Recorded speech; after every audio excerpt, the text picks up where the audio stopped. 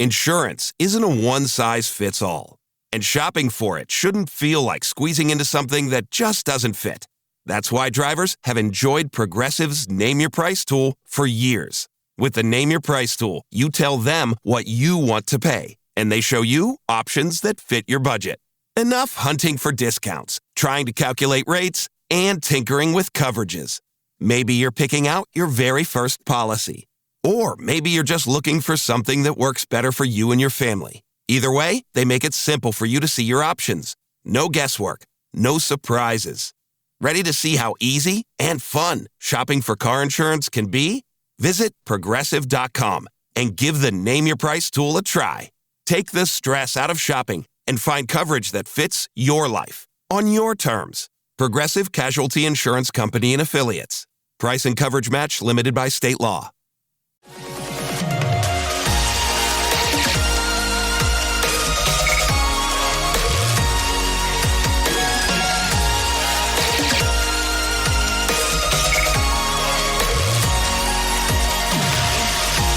And away we go. Episode 1324 of the Al Galdi podcast. It is Wednesday, May 13th, 2026. The day after estranged San Francisco 49ers receiver Brandon Ayuk, who, of course, many assume is going to wind up on the Washington Commanders at some point over the next few months, posted multiple photos on Instagram. He, in multiple photos, was seen holding what appears to be a lot of money in cash. Another photo featured two very nice watches.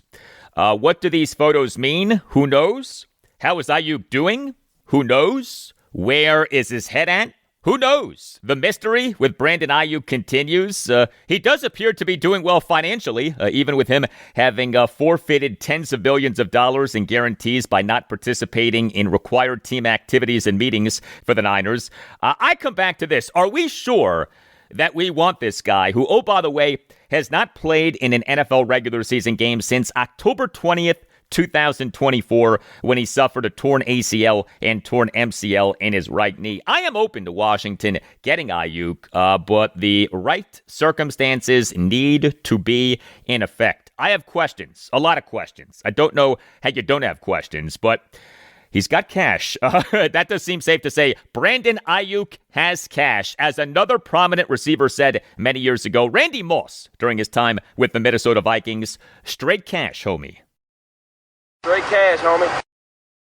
Exactly. Straight cash, homie. Hello and welcome to this Wednesday installment of the Al Galdi podcast. Next segment, a conversation with a good friend of this podcast, Washington Commanders analyst Mark Bullock of Bullock's Film Room on Substack. Mark will give us high-level, all-22 style analysis of Washington's two sixth-round picks in the 2026 NFL Draft. Penn State running back Kaytron Fat Man Allen and Michigan State center/guard Matt Gulbin. Is the Fat Man a threat to Jacory Croskey-Merritt as Washington RB1? Is Gulbin a realistic possibility to be Washington's starting center? Mark Bullock, next segment. And also on the show, I'll talk Washington Nationals and Baltimore Orioles. The Nats, they hit 6 home runs in a 10-4 win at the Cincinnati Reds on Tuesday evening. The O's, they got back starting pitcher Trevor Rogers from the 15-day injured list, but he was bad for a 4th consecutive outing. 6 runs in 4 innings in a 6-2 loss to the New York Yankees at Oriole Park at Camden Yards on Tuesday evening. Before we get to feedback, what a terrible day Tuesday was for the NBA. First, we had the Memphis Grizzlies on Tuesday afternoon announcing the death of one of their players, Brandon Clark. He was just 29, was found dead on Monday, and the death reportedly is being investigated as a possible drug overdose. Then we on Tuesday evening learned of the death of former Washington Wizards player Jason Collins. He was 47, had been dealing with glioblastoma, a horrendous form of cancer. Jason Collins played for the Wizards for just 6 games, all in the 2012-2013 regular season. The Wizards acquired him via trade with the Boston Celtics in February 2013, but he, during his brief time with the Wizards, April 2013, announced that he was gay, becoming the first active player in the NFL, MLB, the NBA, or the NHL to announce that he was gay. He made the announcement via a cover story for Sports Illustrated. That seems antiquated now, right? Making a big announcement via a cover story in a magazine, but that's how Collins came out. I'll also always remember Jason Collins as part of the Collins twins for Stanford when number 3 seeded Maryland beat number 1 seeded Stanford 87-73 at the Arrowhead Pond of Anaheim in Anaheim, California in March 2001 to advance to the 2001 Final Four, Maryland's first ever appearance in a Final Four in an NCAA tournament in men's basketball. I was at that game, calling it for Maryland student radio station, the mighty WMUC. But rest in peace, Jason Collins. Very sad that he passed away. You can hit me up on X at Al Galdi. You can email me the Al Galdi podcast at yahoo.com. And if you're on Apple Podcasts, give the podcast a 5-star rating. On the podcast, we'll read whatever you write in writing a review of the podcast, and what you write can be a sports take. You don't just have to write about the podcast, but I will read what you write, but only if you give the podcast a 5-star rating. We are trying to accumulate as many 5-star ratings as possible. They help us out a great deal. From Jimmy in Connecticut on Apple Podcasts, writes Jimmy, I love the show, Al. Keep up the great work. It's a one-stop shop for everything DC sports, a must listen. I hope with the NCAA tournament expanding to 76 teams, Georgetown can finally make the field. It has been tough being a fan for going on 15 years now. Thank you very much for that, Jimmy.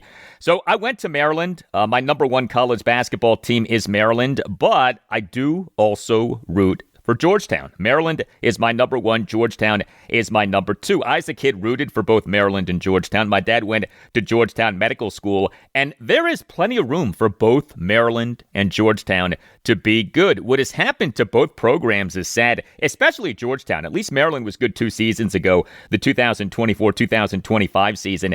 Georgetown has been bad for years now. Georgetown has had an overall winning record in terms of the regular season and postseason in just 2 of the last 11 seasons. Think about that. Just 2 of the last 11 seasons. What has happened to Georgetown is rough. Feedback on our Washington Wizards winning the 2026 NBA Draft Lottery. We on Tuesday's show, episode 1323, got great perspective on the Wizards and speaking with Greg Finberg, staff editor for Bullets Forever and the host of the Wizards podcast. And Greg and I, during the conversation, reiterated what we said in our last conversation, which took place on episode 1260, which came out this past February 13th. And what we reiterated was that the Wizards rebuild is working. From Mike B on X, writes Mike B, similar tanking did not work for the Wizards a year ago and really blew up in Indiana's face on Sunday. I'm glad the NBA is trying to get rid of the incentive to deliberately lose games, not what sports is supposed to be all about. Thank you for that, Mike. So there are a few key differentiations here. There's a difference between rebuilding and tanking, and there's a difference between liking that tanking is a viable rebuilding strategy versus taking advantage of tanking as a viable rebuilding strategy.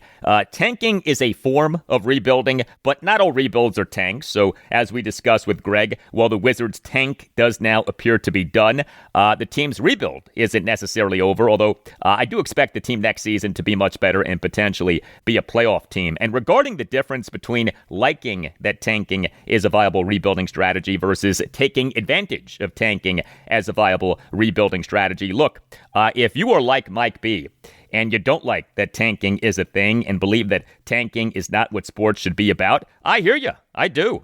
But as the saying goes, don't hate the player, hate the game. The Wizards did not invent tanking. I don't believe for a second that the Wizards like tanking. The Wizards ideally would not have to tank, but Michael Winger and Will Dawkins were hired to clean up the mess that was the Wizards. Monumental basketball president Michael Winger, Wizards general manager Will Dawkins. These guys were brought here to clean up the mess that was the Wizards. And Winger and Dawkins saw tanking as part of the means to cleaning up the mess. And I don't blame Winger and Dawkins for doing what they're doing one bit. I, as a Wizards fan, have wholeheartedly endorsed Winger and Dawkins doing this, and what Winger and Dawkins are doing is working. There's no debating that at this point. Just because the Wizards got unlucky in the 2025 NBA Draft Lottery doesn't mean that the tank was failing. The tank is about a lot more than just draft lottery luck. The Wizards, off their 3-season tank, have 2 established stars in Trae Young and Anthony Davis, although, yes, we'll see if Davis sticks around. But even if he doesn't, the Wizards have a nucleus of 6 promising young players in Bilal Coulibaly, Alex Sarr, Keyshawn George, Bub Carrington, Trey Johnson, and Will Riley. And the Wizards now have the number 1 overall pick in the 2026 NBA draft. The tank is working, and was working even when the Wizards got done dirty in the 2025 NBA draft lottery via getting their worst possible pick, the number 6 overall pick. This was Colin Cowherd on The Herd with Colin Cowherd on FS1 and Fox Sports Radio on Monday afternoon. Okay, by the way, with Washington getting the number 1 pick and Utah getting the number 2 pick, everybody said tanking's bad for basketball. Not bad for the Wizards. Not bad for the Jazz. Not bad for the Bulls. Not bad for the Nets. I mean, you start looking at the tanking. Seems in the best generational draft in a decade plus, it worked. That's why I've said next year, it's a bad draft. What you're going to see next year is more trades and less tanking. So the NBA can keep saying tanking's the problem. No, it's a bad look for a year, but there's a reason it happened. Yeah, Colin Cowherd is right. Don't hate the player. Hate the game. By the way, some good stuff from Will Dawkins on Tuesday on ESPN's coverage of the 2026 NBA Draft Combine, which is going on. It's taking place May 10th through the 17th in Chicago. Here was ESPN college basketball analyst and former University of Virginia star Corey Alexander talking with Dawkins. And then you'll hear an exchange between ESPN college basketball analyst Sean Farnham and Dawkins. And then you'll hear an exchange between ESPN NBA front office insider Bobby Marks and Dawkins. You were with us 2 years ago when you guys had the 2nd pick in the draft, and now you're in a position and you've done a lot of work. You've been in a significant spot to be able to put together a lot of young talent in your organization. Now getting the number 1 pick, but also making the moves to get Trae Young and AD. Do you feel like now the process has kind of come to fruition? Yeah, I think when Michael and I started the rebuild, the deconstruction phase, we wanted to target these drafts to get lucky and get fortunate, and I think we've been able to have success drafting deeper in the other rounds. But this year you have the power of choice. You have the power of choice with number 1. Our young players were starting to see the train move along. They were getting better and making progress. So in January and February, we were like, what do we need? And we looked around and said, we need a floor general. Let's go get the best one we can. And we need some support next to Alex, and that was AD. So being able to add those guys with being able to add the number 1 pick to the core group of young players that are thriving and continue to work and improve and are hungry, we kind of like that combination. At the end of the day, this year, going into next season, we wanted to be more competitive. And I think we've achieved that. What that looks like, we don't know yet. We got to blend and get everybody together and finish filling out this year's draft and free agency. But the train was starting to move because of the work that those young players we drafted the last year were putting in. So we wanted to expedite it a little bit, but not too much. You talk about when you're trying to construct a roster and you're trying to get your organization, it's about the pieces and how they fit. Yeah. So as you look here, obviously this is the draft you wanted to win because of the talent and the depth of talent here. What does the right piece look like for you? What are some of the intangibles? What are some of the things that you're going to be evaluating over the next 6-7 weeks before we get to New York? This is a huge week for us. As you know, you get to spend time with these guys as individuals. We've made intel calls and watched them practice and seen them play, but you really get to know who they are as a person. And we say in DC, and we truly mean it, like we draft people, not just players. So we want people who are about the right things. We've created a culture of work and guys that get after it and play on both ends. And we have our check boxes, what we look for on the court. We have the same off the court. So this is a big week in learning more about them off the court. So we have time. It's not just a one-player draft, as you know, but it's on us to find the one player that's best for the Washington Wizards. How about managing expectations now? So you get Trae Young in January, you get Anthony Davis in February. Now you have the number 1 pick in this year's draft. With it really, like people forget how young your group is filled with, you know, whether it be Bub Carrington or Trey Johnson, Alex Sarr. It is still a young group. But how about the ability to kind of just manage expectations with a roster that, when you start in training camp, will never play together here? Yeah. I think the last 2 years we've started the youngest lineups in the NBA with the guys we drafted. So these are all guys that were taken in the first round. So that's how young we are as a group. But at the end of the day, we're more excited for our fans. Yeah. Like we're not no longer selling as much hope as we're going to be able to show them. And they've endured for 3 years a lot of losing. But at the same time, we were building our foundation and developing players. And they started to see the signs. So we were more happy for them than anything. But at the end of the day, all that matters is what you do on the floor. And we just want to put our guys in more competitive situations to learn and grow so that they can be achieving what we want to achieve. But again, we didn't want to be a team that hops in the playoffs one time. Like whenever we get there, we want to be there for a long time and be able to play sustained competitive basketball. And when we get there, and that's on kind of the development of the players. And I appreciated Will Dawkins speaking to us Wizards fans like that. We, as Wizards fans, have been through a lot. Well, just as the Wizards, hopefully, are in the midst of a successful rebuild, you can rebuild your wardrobe with Quince. What the Oklahoma City Thunder are to NBA rebuilds, that's what Quince is to wardrobe rebuilds. I just got new shorts from Quince, sand dune colored cotton chino drawstring shorts. They are outstanding, extremely comfortable, and yet nice enough to wear out to eat or to a family gathering.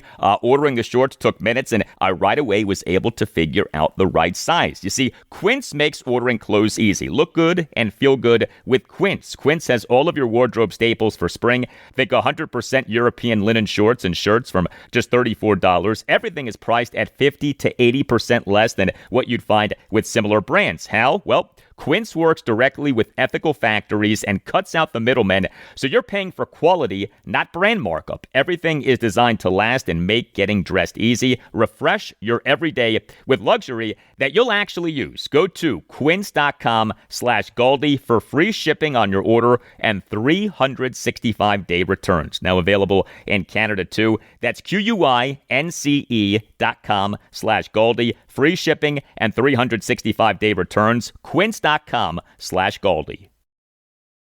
Big thanks to our sponsor, BetterHelp, for partnering with us for this important conversation about mental health. This is Steve Smith here, former NFL wide receiver and host of the 89 show on YouTube. So having a counselor and working with BetterHelp, that gives you an opportunity to really start to unpack. But people don't understand, when you unpack things, you also open up a box that you're not always sure what's inside. So I think that's why seeing a professional is extremely important. If you need someone to open up to, visit BetterHelp. That's betterhelp.com/89 to get started. We've all been there. You're away for the weekend, the big game is on, and you realize you're restricted from watching. Or maybe you're trying to check the latest lines on your betting app, but your local network is blocking the site. These are the ultimate unforced errors. You can prevent this from happening to you with IPVanish. IPVanish is the powerhouse VPN designed to keep you in the game no matter where you are. IPVanish helps you stay connected to your favorite team and streaming services while you travel, but it's not just about watching the game. For the bettors out there, IPVanish provides an extra layer of security and privacy that helps you access your account safely on public Wi-Fi. Plus, IPVanish is lightning fast, so you won't have to worry about lag during those crucial live betting moments.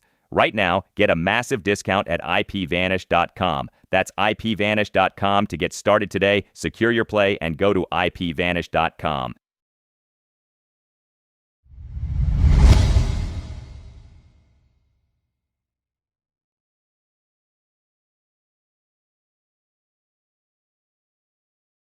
Good to have you with us. It is a pleasure to welcome back to the Al Galdi podcast Washington Commanders analyst Mark Bullock of Bullock's Film Room, which you can find at markbullock.substack.com. Mark joined us over episodes 1315 and 1316 to discuss the first three players who Washington took in the 2026 NFL Draft. Round 1, Ohio State linebacker Sonny Styles. Round 3, Clemson receiver Antonio Williams. And Round 5, Tennessee edge defender Joshua Josephs. And Mark is joining us now to discuss the next two players who Washington took in the draft, the team's 2 6th-round picks, Penn State running back Kaytron Allen and Michigan State center/guard Matt Gulbin. In our next conversation with Mark, we'll talk about Washington's final pick in the draft, Round 7, Rutgers quarterback Ethan Kaliak-Manis. Mark on his Substack has put up at least one breakdown of each guy. Some players got multiple breakdowns. Again, his Substack is Bullock's Film Room, which you can find at markbullock.substack.com. He has more than 4,000 subscribers. Mark has written for The Athletic and for the Washington Post. He also is a Commanders fan. You can follow Mark on X at Mark Bullock NFL. Hey, Mark, how are you? I'm doing pretty well, thanks. How about you? Doing well. Good to talk to you. And the thousands of people listening to this want to know, will Mark Bullock this Thursday night/Friday morning be up at 2 a.m. Sweden time for the NFL's official release of the 2026 regular season schedule? Mark is from England, but he now lives in Sweden, which is 6 hours ahead of Eastern Standard Time. As we have discussed previously, you stay up super late to watch Washington Commanders primetime games live and to watch what Washington does in the first rounds of NFL drafts live. Will you stay up super late this Thursday night/Friday morning for the official release of our team's 2026 regular season schedule? We as Washington fans are all sick in the head. Just how sick in the head are you? I wouldn't specifically stay up for it, but I am still on kind of an American sleep pattern from the draft and stuff. So I'll be awake for when it comes out, but I will not be paying attention to it.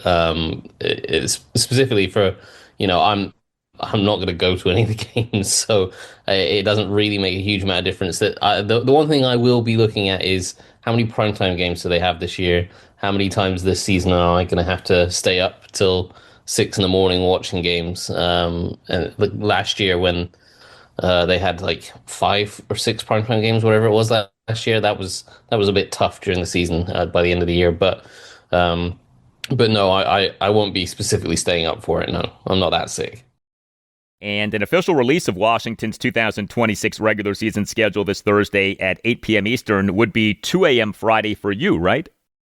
Yep. Yeah. That here in Sweden, we're 6 hours ahead of you guys. So on the East Coast. So yeah, that would be 2 a.m. to watch a schedule release. I would not be doing that normally. No. Good for you. That's a good check of your sanity. So let's talk about the man known as Fat Man, Kaytron Allen, a powerful, physical, punishing, yards after contact running style would seem to slide in nicely as the replacement for running back Chris Rodriguez Jr. Is that how you view Allen? Yeah, I think he kind of is roughly that. I don't know if he will have the same workload as Rodriguez necessarily would have done going into this year.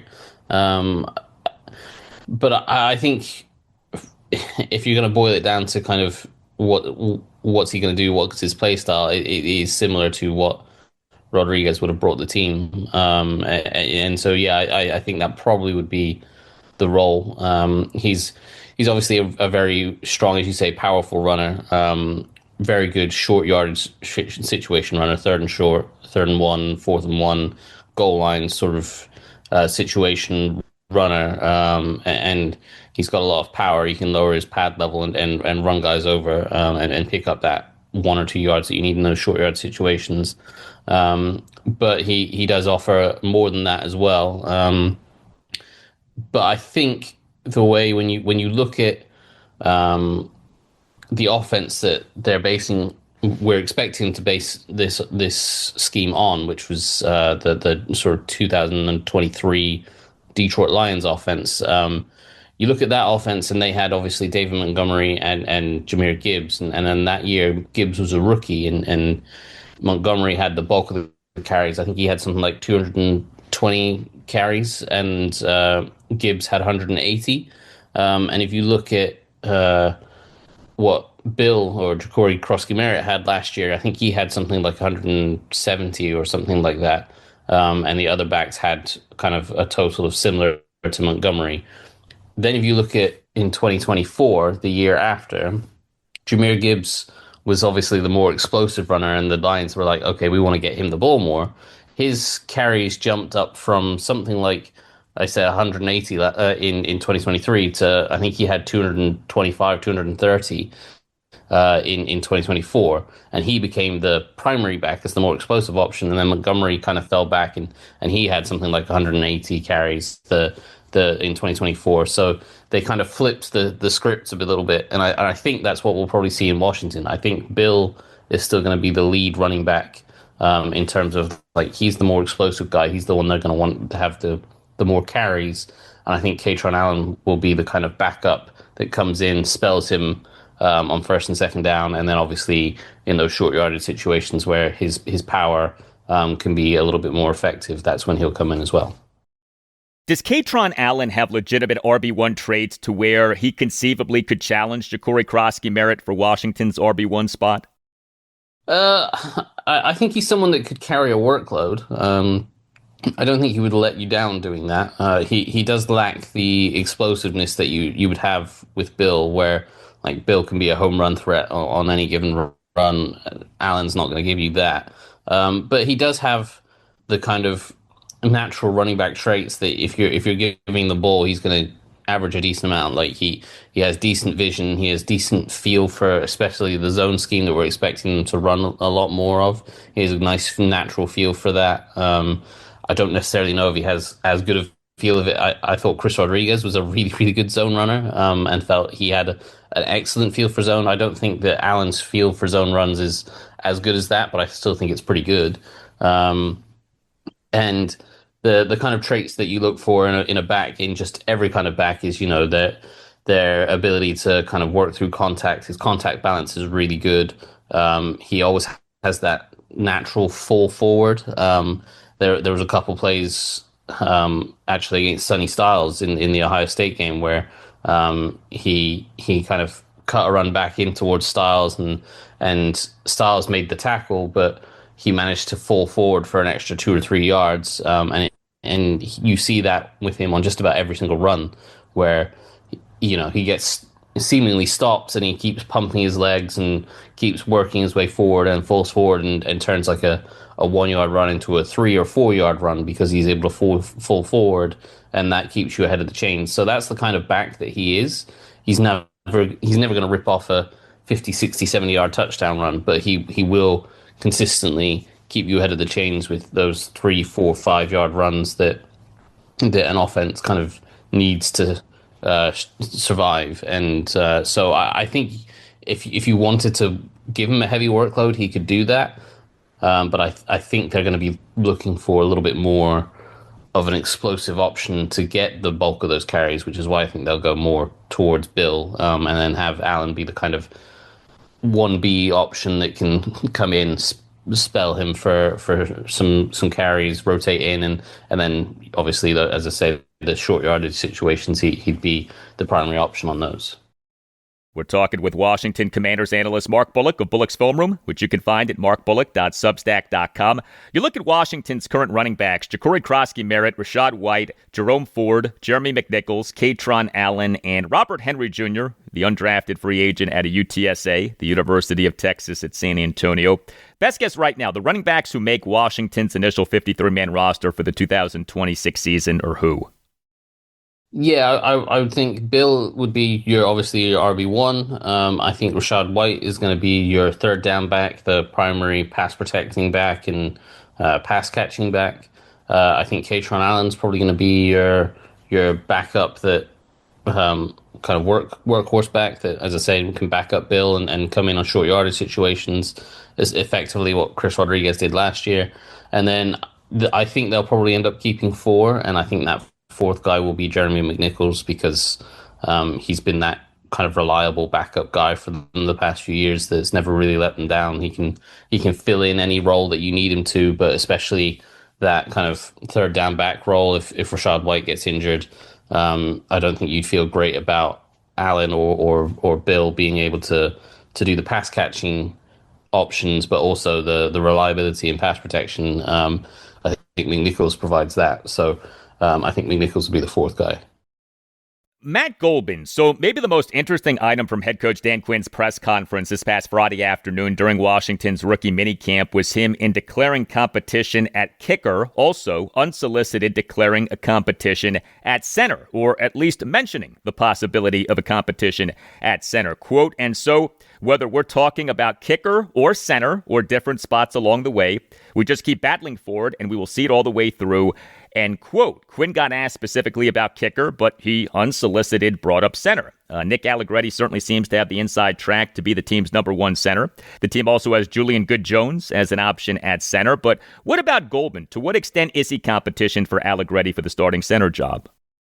I guess it depends how you feel about Nick Allegretti. I'm not hugely high on Nick Allegretti, but I also feel like if they're cutting Tyler Biadasz and feeling like I was higher on Tyler Biadasz and I thought he was a very good starting center, and if they're cutting him and because they feel like Nick Allegretti can take over, then I don't think I don't think Gulbin would be challenging Tyler Biadasz for a center job. So if they're happy to go with Allegretti over Biadasz, then I don't think they'll be going with Gulbin over Allegretti. But maybe I think he's I feel like he's almost a Nick Allegretti light kind of player in terms of like he doesn't have great athleticism for an offensive lineman. He's not going to reach those blocks that you see like Josh Connolly or Sam Cosmi or Laramie Tunsil will be able to reach because they're great athletes. But he's able to do the kind of dirty work. He's got good technique. He's got really good hands. He can anchor in pass protection. And as I say, when he gets his hands on guys, he fights hard to gain and sustain leverage and get under them and drop anchor and kind of stonewall those bigger interior rushers. So he's good in that regard, but he the kind of lack of athleticism does stand out when he's trying to reach certain blocks or get out on screens and stuff like that. He looks kind of slow and sluggish to get out in space on those screens, and if you get those quicker interior rushers, I think that's where you see him struggle a little bit more when he has to change direction. When you get, like how we're thinking about like with Washington, where they have all these edge rushers now, and you might kick one of them inside, like a Dorrance Armstrong kicks inside and rushes inside. If you get those guys stunting inside to the center, he has typically struggled against those speedy guys that challenge him for speed, but also challenge him for change of direction. Like they can just stunt into a gap and then shift into the other A gap, and he really struggles with that. So I think he's limited in his ceiling of how good he can be, but I also think he feels like a very similar player to what Nick Allegretti is right now, and Allegretti's probably just much further ahead in terms of development and understanding and knowledge of all the kind of protections and the targeting and the run game and the mental side of things. So I'd be surprised if he beat out Allegretti. But who knows? Maybe they are very high on him and they felt he was better than a 6th round pick. But I don't think he would beat out Allegretti right now. If David Blau in his first season as Washington offensive coordinator is going with what you have suggested, a 2023 Ben Johnson style offense, what traits are especially important at center? You need to have the physicality to be the kind of anchor in the middle of that in that middle of that offensive line. You need to have the mental ability to spot those blitzes and target those runs and get those things picked up. You can, in an ideal world, if the level of that 2023 Ben Johnson offense, they were running so many different schemes that the center was able to pull in either direction, and I don't think Allegretti is going to give them that. I don't think Gulbin's going to give them that. I think they're going to lean more towards the kind of basic zone stuff and you saw that with Ben Johnson this year, right? When he left Detroit, went to Chicago this year, and his year one with Chicago was different to his, year 2 or 3 or 4 with the Lions, right? Where they were so diverse in their run schemes, but they'd built it up over the years. In year one with the Bears, Ben Johnson leaned a lot more on basic zone schemes, and towards the end of the year, he started to build in more different schemes where they were pulling guys a little bit more.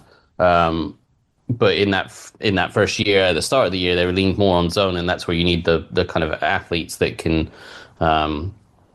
reach certain blocks, and you can kind of hide that athleticism in certain ways against certain fronts, and if you get the runs directed the right way, you can make it so that he's not having to try to reach too far to go get a 3 technique from the center position. You can always try to run towards the nose tackle so that he's got less space to try to make up. And you can always work those double team combinations where he does have a kind of heavy punch and he can help those double teams.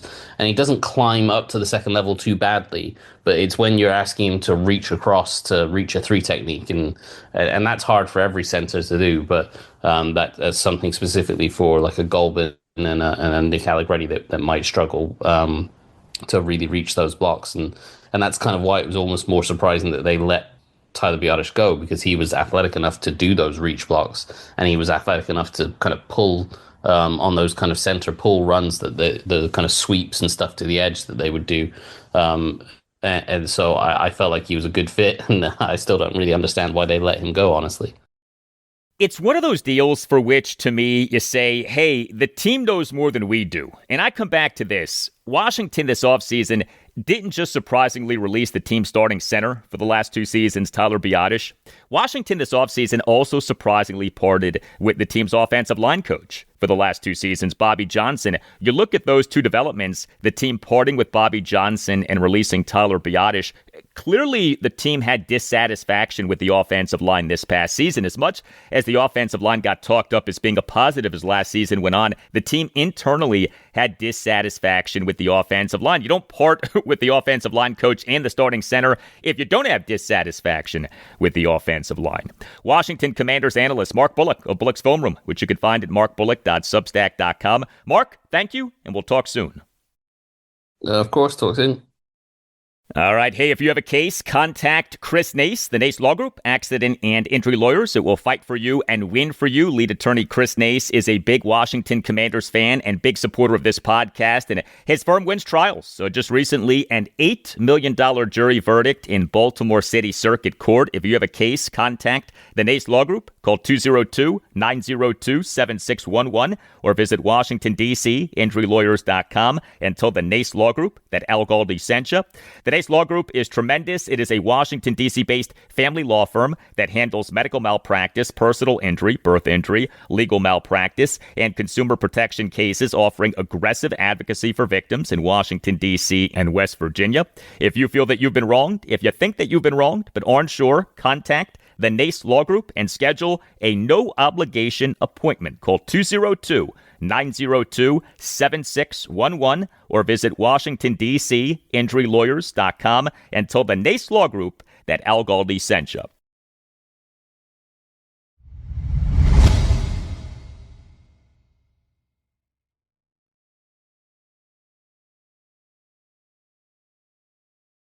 Well, the Cincinnati Reds' Great American Ballpark for years has been known as one of the most hitter-friendly stadiums in MLB. That reputation is well-earned if you go by StatCast Park Factor metric. The Washington Nationals historically have hit well at Great American Ballpark, and the Nats on Tuesday evening feasted at Great American Ballpark. A 10-4 win at the Reds in Game 1 of a 3-game series. This was a game in which the Nats blasted 6 home runs.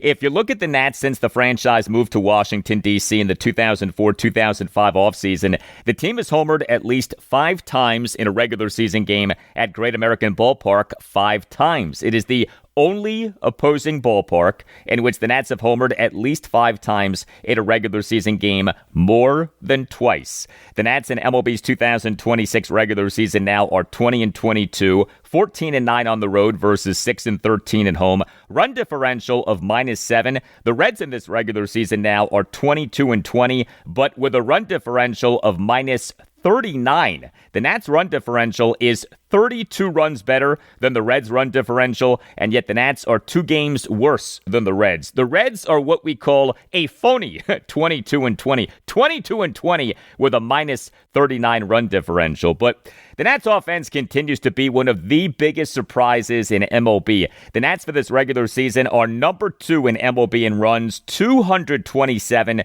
Not bad for season number 1 of a restarted rebuild. The Nats' new process in their first season under President of Baseball Operations Paul Taboni doing quite well. The Nats in this 10-4 win at the Reds on Tuesday evening, 10 runs, 13 hits, which were 6 home runs, 2 doubles, and 5 singles, 5 walks. And the run total could have been even higher as the Nats went just 2 for 14 with runners in scoring position. Yeah, 10 runs despite going just 2 for 14 with runners in scoring position. But that's the beauty of the home run. You don't have to be great with runners in scoring position when you bash 6 homers. So the Nats got to the Red starting pitcher Brady Singer. He allowed 3 runs in 3 2/3 innings. Each of the 3 runs came on a solo homer the second time through the Nats order for Singer. The Nats had at least 2 players each with at least 2 home runs in a regular season game for the first time since Brian Dozier and Juan Soto on August 18th, 2019. The two players on Tuesday evening were Luis Garcia Jr. and Dalen Lyle. Luis Garcia Jr., he is the Nats starting first baseman and number 2 batter, went 3 for 5 with 2 solo homers and a single. He's been tremendous over his first 3 starts since returning from a 3-game absence caused by a right wrist injury. Garcia in the Nats' 2-run third had a 1-out solo homer to right field for a 2-0 Nats lead despite having been down in the count at 1.12. And Garcia in the Nats' 4-run fifth had a first pitch leadoff homer to right field for a 4-2 Nats lead. Luis Garcia Jr. for this regular season now has an OPS of 725. And Dalen Lyle, he is the Nats starting left fielder and number 6 batter, went 3 for 5 with a 3-run homer, a solo homer, and a single. Lyle in the Nats' 1-run fourth had a leadoff homer to right field on an 0-2 pitch for a 3-0 Nats lead. The homer went a projected 415 feet per Statcast. And Lyle in the Nats' 4-run fifth had a 1-out first pitch, 3-run homer to right center field for a 7-2 Nats lead. That homer went a projected 429 feet per Statcast. Dalen Lyle for this regular season now has an OPS of 754.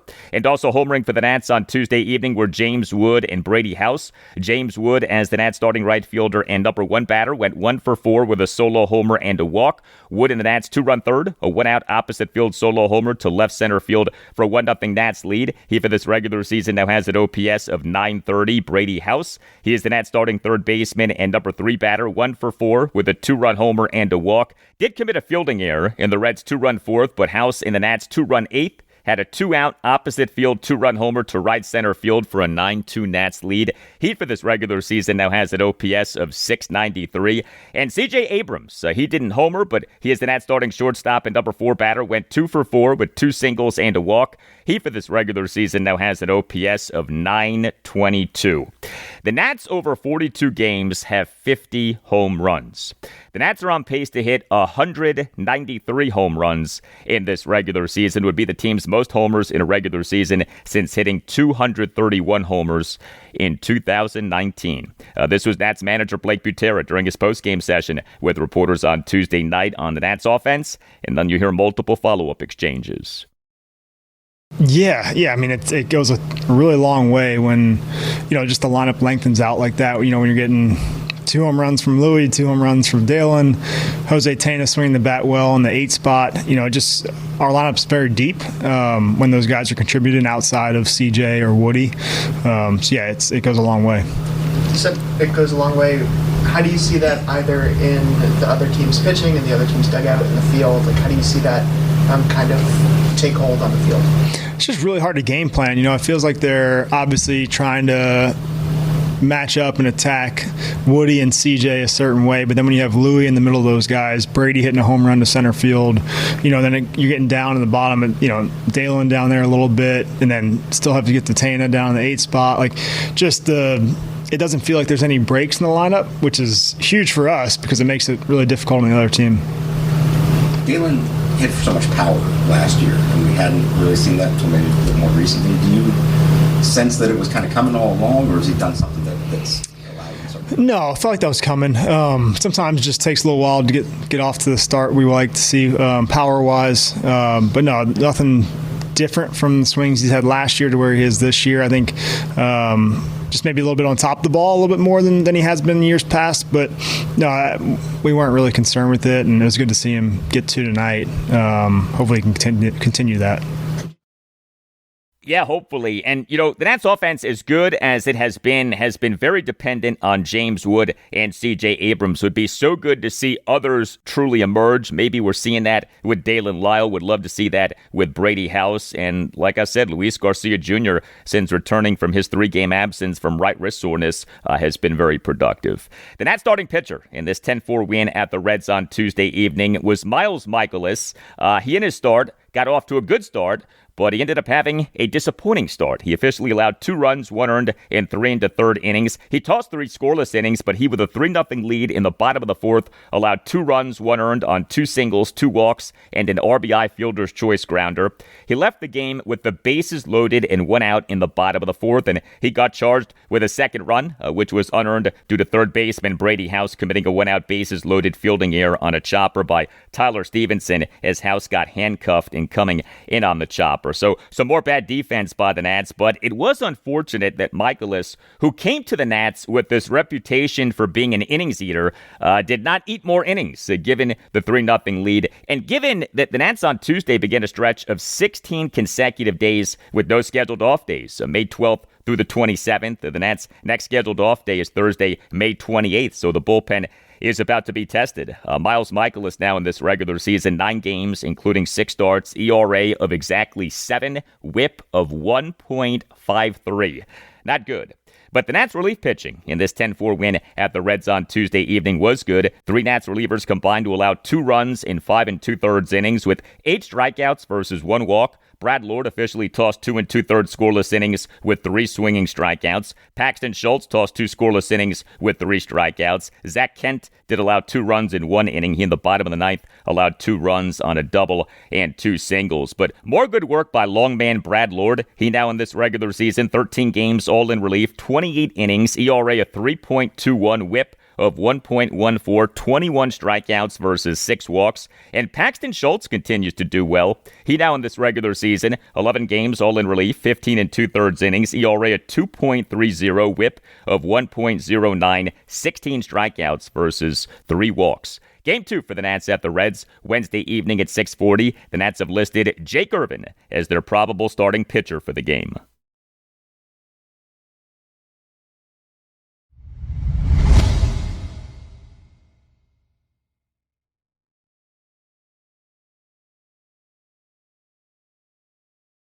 The good news with Baltimore Orioles starting pitcher Trevor Rogers is that he now is off the 15-day injured list. The bad news is that he on Tuesday evening was bad for a 4th consecutive outing, a 6-2 loss to the New York Yankees at Oriole Park at Camden Yards on Tuesday evening in Game 2 of a 3-game series. The O's in MLB's 2026 regular season now are 19-24 with an American League worst tying run differential of -44.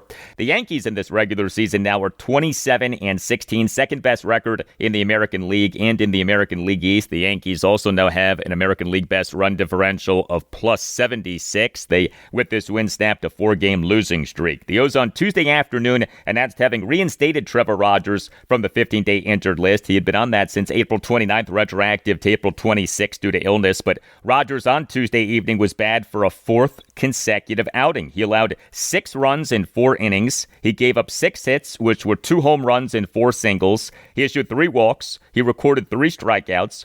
He threw 73 pitches, 46 strikes, 27 balls. Rogers in the top of the first allowed a run as he on the very first pitch of the game gave up a leadoff homer by Paul Goldschmidt to left field for a 1-0 Yankees lead. I mean, so much for hitting the ground running in your return outing from the 15-day IL. First pitch of the game, Rogers gives up a home run, and Rogers in the top of the 3rd allowed 5 runs on a home run, 2 singles, and 2 walks. He gave up a 2-out full count 3-run homer by Trent Grisham to right center field for a 6-0 Yankees lead. Trevor Rogers over his last 4 games, all of which have been starts. 18 earned runs in 15 1/3 innings. He has been really bad, this off having been so good over the final 3.5 months of last regular season and over his first 3 starts in this regular season. During the post-game press conference of O's manager Craig Albernaz on Tuesday night had this exchange between Orioles insider Rich Dubroff of BaltimoreBaseball.com and Albernaz, and then you'll hear a follow-up exchange between Orioles insider Jacob Calvin-Meyer of the Baltimore Sun and Albernaz. What was going on with Trevor Rogers? I mean, he had the layoff. You know, he had tough to navigate that. It was the 3rd inning, I believe, 2nd or 3rd inning with like 27 pitches, 3 walks. I mean, wasn't as sharp as it usually is, but it was good to see him back out there. Does it make it additionally tough that he could have gotten out of that inning? He got ground ball that was close to being a double play, and then a ground ball to third base and a tough play that Kobe wasn't able to make. Does this just make it more difficult that it kind of ballooned into a big inning? Yeah. I mean, it's a tough play with Gunnar up the middle, line drive, 1 hop. Gunnar did everything he could to turn double play, and then the one with Rosario down the line, really tough play by Kobe, and made it close. Though he might have had him, but I was kind of hoping for the replay to come through. But yeah, other than that, it's tough. they found the ability to make contact and put the ball in play and, got some base runners. Yeah, and the Orioles starting pitching continues to be a big-time disappointment. The O's for this regular season are number 28 out of 30 MLB teams in starting pitching ERA, 5.19. So Trevor Rogers was bad for the O's in this 6-2 loss to the Yankees at Oriole Park at Camden Yards on Tuesday evening. Also bad for the O's in this game, their offense. So just 2 runs, just 6 hits, which were 3 doubles and 3 singles, just 1 walk, just 1 for 12 with runners in scoring position. The O's struggled against Yankees starting pitcher Will Warren. He allowed 2 runs in 5 2/3 innings with 6 strikeouts versus 1 walk. Of the 3 Orioles players who hit doubles were Samuel Basallo, Taylor Ward, and Tyler O'Neill. Samuel Basallo, he is the Orioles starting DH and number 5 batter, went 2 for 4 with a double and an RBI single. He for this regular season now has an OPS of .817. Taylor Ward, he is the Orioles starting left fielder and number 2 batter, went 2 for 4 with a double and a single. He for this regular season now has an OPS of .802 despite having hit just 1 home run. Taylor Ward has 14 doubles, but just 1 homer. It is not easy to have an OPS above 800 with having hit 1 home run as we are this deep into the regular season, more than a quarter of the way through. And yet Taylor Ward has that OPS .802 despite just the 1 homer, but he does have 14 doubles. And speaking of not hitting for power, Tyler O'Neill, he is the Orioles starting right fielder and number 6 batter, went 1 for 4 with an RBI double. He, for this regular season, now has an OPS of just .560, including a slugging percentage of just .250. That RBI double was just his 2nd extra base hit.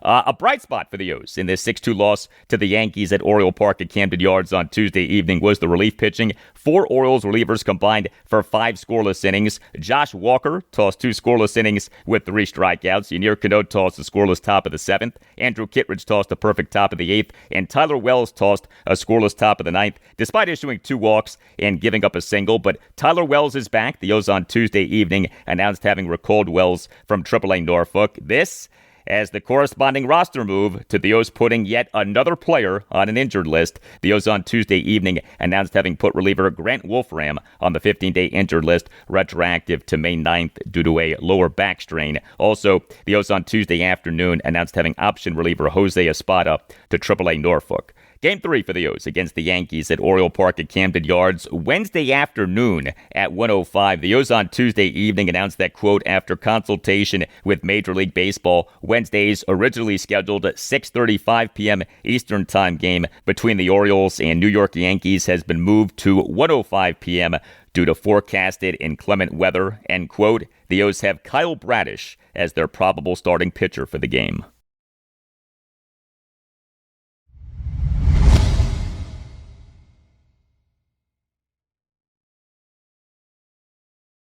And that'll do it for you and me for now, but there's more to come. Thursday's show, episode 1325, will provide you with more on the Washington Commanders. Also on Thursday's show, we'll talk Washington Nationals and Baltimore Orioles. The Nats are at the Cincinnati Reds Wednesday evening at 6:40 for Game 2 of a 3-game series. The O's are home to the New York Yankees Wednesday afternoon at 1:05 for Game 3 of a 3-game series. Have a great rest of your Wednesday, and I'll talk to you on Thursday. Straight cash, homie.